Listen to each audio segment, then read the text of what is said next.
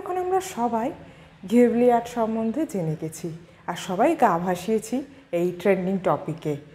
আর জানে না বোধহয় এখন এমন কেউ নেই, কিন্তু এই ঘিবলি আর্টের পিছনে যে হিস্ট্রি আছে সেটা সম্পর্কে হয়তো অনেকেরই অজানা। কোথা থেকে এলো এই ঘিবলি আর্ট, এর উৎপত্তি কোথায়? তো জানতে স্কিপ না করে এই ভিডিওটা দেখে নাও। ঘিবলি হলো জাপানের একটি বিখ্যাত অ্যানিমেশন স্টুডিও। 1985-এ হায়াও মিয়াজাকি, তোশিও সুজুকি এবং ইসাও তাকাহাতা একত্রে স্টুডিওটি তৈরি করেন, যেখানে অসংখ্য জনপ্রিয় চলচ্চিত্র তৈরি করা হয়, যেগুলি সম্পূর্ণ অ্যানিমেটেড।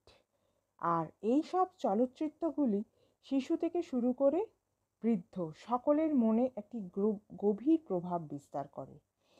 আবেগে পরিপূর্ণ ওইসব অ্যানিমেটেড চলচ্চিত্রগুলি নিপুণ শিল্পশৈলীতে পরিপূর্ণ ছিল, যেখানে ফুটে উঠত জাপানি লোককাহিনী।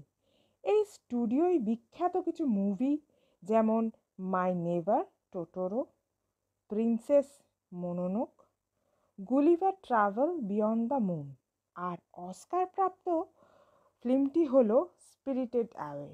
এছাড়া আরও নানা রকম মুভি এখান থেকে প্রকাশ পায়। ঘিবলি স্টুডিওর একটা সিনেমাও দেখোনি, তাদেরকে সাজেস্ট করব অবশ্যই একটা দেখো, তাহলে আরও বিশদভাবে জানতে পারবে ওদের আর্ট সম্পর্কে এবং ওদের শিল্প নৈপুণ্য সম্পর্কে।